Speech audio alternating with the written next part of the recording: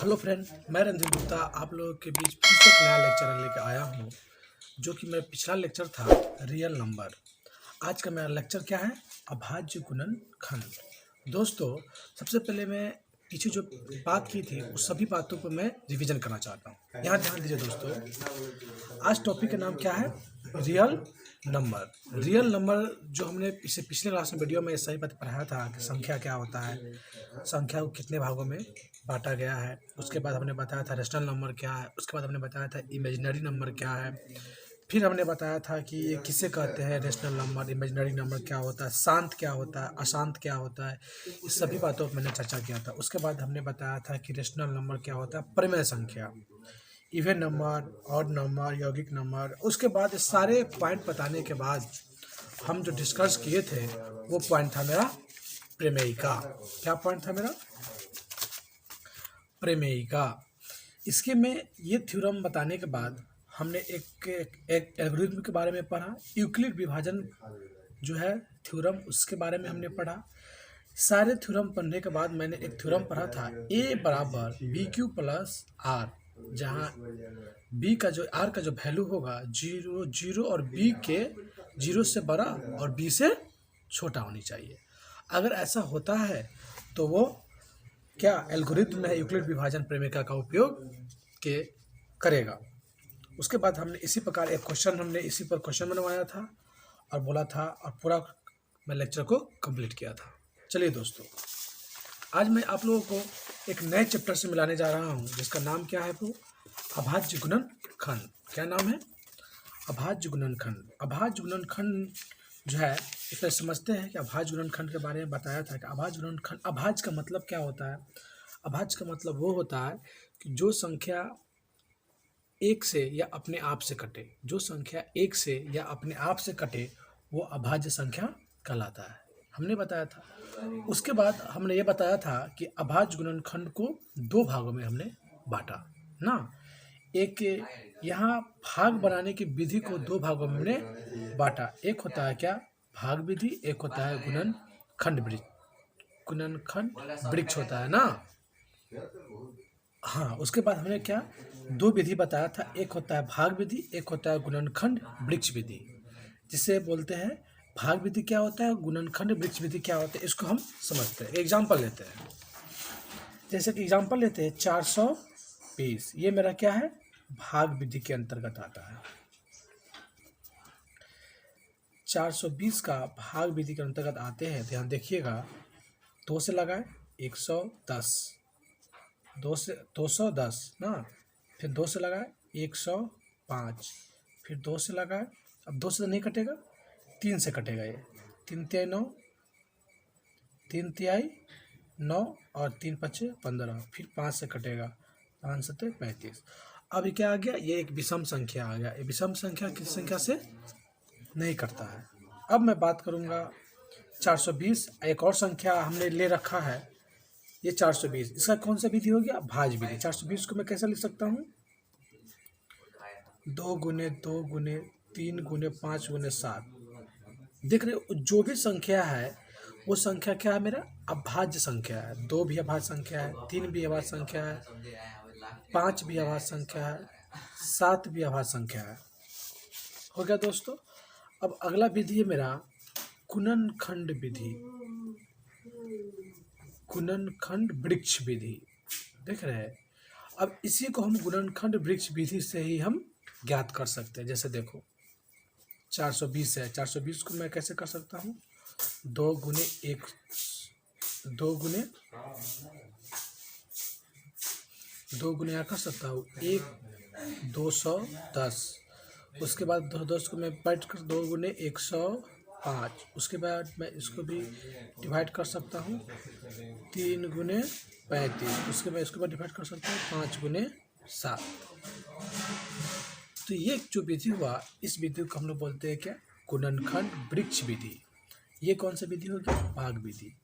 अब जब भी देखोगे तो ये जो एरिया आया, ये जो संख्या आया, ये सभी संख्या क्या है? अभाज्य संख्या है। क्या संख्या है?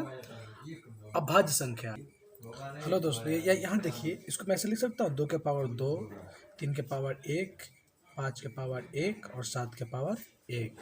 2 के पावर 2, 3 के पावर 1, 5 के पावर 1 और 7 के पावर 1। इसको आप ये जो 420 को आप भाग विधि से भी बना सकते हो, इसको गुणनखंड वृक्ष विधि से भी आप बना सकते हो गया कंप्लीट। ये तो मैंने पूरे बेसिक बात बताया कि इसको आप इस तरह से आप बना सकते हैं। लेकिन अब देखिए आगे क्या मेन टॉपिक मेरा क्या है, अंक गणित की आधारभूत प्रमेय। मेन टॉपिक यहाँ ये पढ़ना है आपको अभाज्य गुणनखंड के अंतर्गत fundamental of theorem of arithmetic. ये कहता क्या है इसको पहले हम लोग जानते हैं, समझते हैं। क्या बोलता है, प्रत्येक भाज्य संख्या को अभाज्य संख्या के धनात्मक घातों के एक गुणनफल के रूप में व्यक्त किया जाता है। मतलब बोलता क्या है कि प्रत्येक भाज्य संख्या जो है ना उसके अभाज्य संख्या के धनात्मक घातों के एक गुणनफल के रूप में व्यक्त किया जाता है। यह गुणनखंड अभाज्य गुणनखंडों के आने वाले क्रम को छोड़कर अद्वितीय होता है। यहाँ देखिए दोस्तों, जो भी घात है क्या है, धनात्मक घात है, जो भी संख्या है क्या अभाज्य संख्या है, यही बताता है। ये यही बताता है कि जो भी संख्या होगा उसका पावर जो होगा वो पॉजिटिव होगा और वो एक अभाज्य संख्या होगी। अब इस पर कुछ क्वेश्चन है, यहाँ देखिएगा। मैं इसी के आधार पर मौसा और लौसा निकालने की प्रक्रिया बताता हूँ। मौसा और लौसा। मौसा और लौसा क्या बताता है दोस्तों, यहाँ देखिए। मौसा को हम क्या बोल सकते हैं, HCF, और लौसा को क्या बोल सकते हैं, LCM। HCF का मतलब होता है क्या, हाईएस्ट कॉमन फैक्टर, जो कि यहाँ लिखा हुआ है दोस्तों। HCF का मतलब क्या होता है, हाईएस्ट कॉमन फैक्टर, और LCM का मतलब क्या होता है, लोएस्ट कॉमन मल्टीपल। समझ गए दोस्तों। अब ये जो संख्या दिया है, ये दो संख्या से हम कैसे LCM और HCF दोनों निकाले, कौन से विधि से, आधारभूत प्रमेय, अंक गणित का आधारभूत फंडामेंटल प्रमेय से हम कैसे निकाले। तो यहाँ देखिए पहला क्वेश्चन क्या है मेरा, इसमें एक क्वेश्चन लेता हूँ 420 और क्या है इसमें 180। सबसे पहले यहाँ देखिएगा दोस्तों, 420 का निकालता हूँ। 2 से लगाएंगे यहाँ पे तो कितना आएगा, 100, 210, फिर 2 से लगाएंगे 105, फिर 3 से लगाएंगे 3 5 15, फिर 5 से लगाएंगे 5 7 35। उसके बाद 420 को बना दिया। अब हमने 180 को बनाएंगे। 2 से लगाएंगे तो 90, 2 से लगाएंगे 45, 3 से लगाएंगे 15, 3 से लगाएंगे। तो ये देखिए दोस्तों, उसके बाद कितना, 5 से। अब यहाँ देखो 420 है ना, 420 को मैं लिख सकता हूँ 2 गुने 2 गुने 3 गुने 5 गुने 7। अब 180 को मैं ऐसे लिख सकता हूँ 2 गुने 2 गुने 3 गुने 3 गुने 5। अब हमको सबसे पहले निकालना है दो चीज़, एक HCF निकालना है और एक LCM निकालना है। HCF कैसे निकालेंगे, यहाँ देखिए। जो भी संख्या दोनों में मिल जाएंगे, ये दो संख्या इसमें मिल जाएंगे, फिर उसके बाद ये इसमें मिल जाएंगे, तो ये जो संख्या दोनों में मिलेंगे, कॉमन होंगे, वही मेरा क्या होता है, HCF होता है। तो कितने मिले, 2 2 3 5, तो इसका HCF हो जाएंगे 2 2 4 4 3 12 12 5 60। 60 मेरा जो हो गए, ये क्या हुआ मेरा, HCF हुआ। 60 मेरा क्या हो गया, HCF हुआ। अब LCM की बात करें तो LCM बोलता है जो संख्या मिला उसको भी लिखेंगे और जो संख्या नहीं मिला उसको भी लिखेंगे, और तब मल्टीप्लाई करेंगे तो इसका दोस्तों मल्टीप्लाई करेंगे तो कितना आएगा, 1260। तो यहाँ से मुझे ये पता चल गया कि ये HCF कैसे निकलेगा और LCM कैसे निकलेगा, अभाज्य गुणनखंड विधि के द्वारा। दोस्तों इतना तो हम लोग समझ गए कि अभाज्य गुणनखंड की विधि के द्वारा LCM और HCF कैसे निकालेंगे। दोस्तों एक बोलता है, एक नया बोलता है, इसी में एक थ्योरी बोलता है कि दो संख्याओं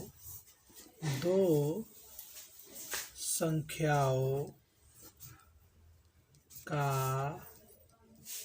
गुणनफल बराबर होता है HCF गुने LCM का। दोस्तों ये फॉर्मूला होता है। सोचिए, जब दो संख्या जो दिया रहेगा उसका गुणनफल उसके HCF और उसके LCM के गुणनफल के दोनों का क्या होना चाहिए, बराबर होता है। ये बोलता है थ्योरी बोलता है। अब इसी से हम यहाँ से हम निकाल सकते हैं फार्मूला। अगर मुझे HCF निकालना हो तो ये गुना में है, इधर आ जाएगा तो भाग में हो जाएगा। तो HCF बराबर हो जाएगा दो संख्याओं का गुणनफल अब बटा में LCM। ये हो गया दोस्तों। उसके बाद देखिए, जब मुझे हम क्या निकालना हो, LCM निकालना हो, तो इसका फॉर्मूला क्या हो जाएगा, दो संख्याओं का गुणनफल बटा HCF। तीन फार्मूला मुझे मिला। यही तीन फार्मूला से आने वाले क्वेश्चन, नंबर ऑफ क्वेश्चन हम लोग बनाएंगे। जैसे मैं एक इस पर क्वेश्चन लेता हूँ, आपको बताता हूँ कि किस तरह का क्वेश्चन पूछा जाएंगे और कैसे हमको सॉल्व करना है। देखो चलिए दोस्तों, एक मैंने क्वेश्चन लिया। हमने एक क्वेश्चन लिखा हुआ है कि 12,576 और 4,052 का एक अंकगणित के मूलभूत थ्योरम से मौसा ज्ञात करें, फिर मौसा की सहायता से लौसा ज्ञात करें। सबसे पहले मेरा काम क्या है, मौसा ज्ञात करना, HCF ज्ञात करना। तो सबसे पहले हम HCF संख्या है कौन कौन, तो देखना सॉल्यूशन में कैसे बनाएंगे। बस 2 मिनट का और वीडियो है, उसके बाद आपके ये क्वेश्चन, सारे क्वेश्चन किताब का बनना स्टार्ट हो जाएंगे। पहला क्या है, 12,576 एवं 2 है।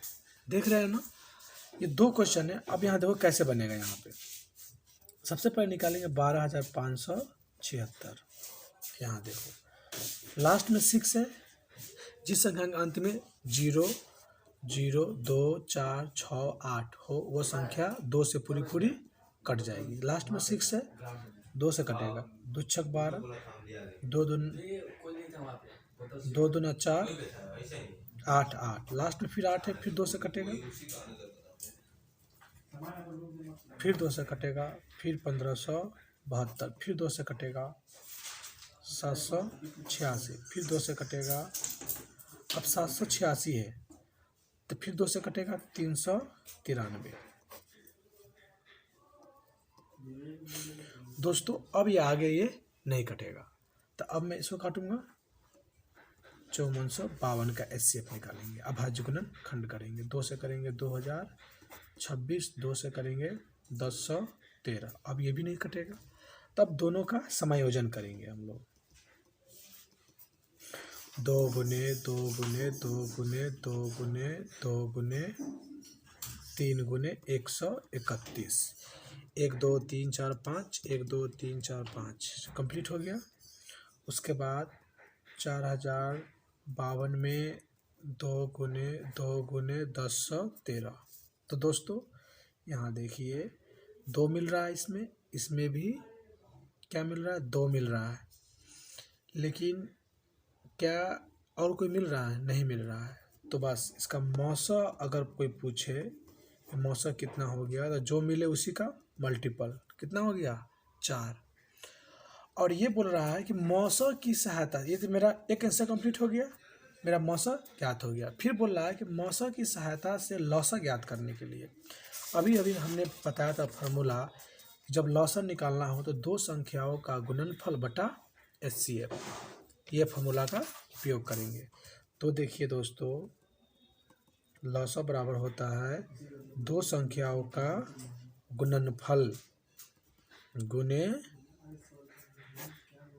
बटा 4। 4 से 1 कट जाएगा, 4 एकम 4, 4 एकम 4 और 4 × 12, 1013 मरते।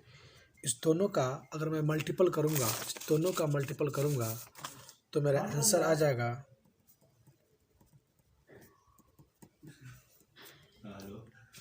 1273। दोनों का मल्टीपल करूँगा तो 12, 73, 9, 4, 8, 8, यही मेरा आंसर हो जाएगा। तो दोस्तों आज मेरा अभाज्य गुणनखंड जो चैप्टर था, आज मेरा जो अभाज्य गुणनखंड चैप्टर था, मैंने भाग विधि, गुणनखंड विधि, अंक गणित के आधारभूत जो है थ्योरम, इस सभी पर हमने चर्चा किया और नंबर ऑफ क्वेश्चन बनवाया। इसी तरह मैं आगे भी क्वेश्चन बनाता रहूँगा। आप लोग मेरे चैनल को लाइक करें, सब्सक्राइब करें, इसी प्रकार मेरे चैनल को शेयर करते रहें। Thank you.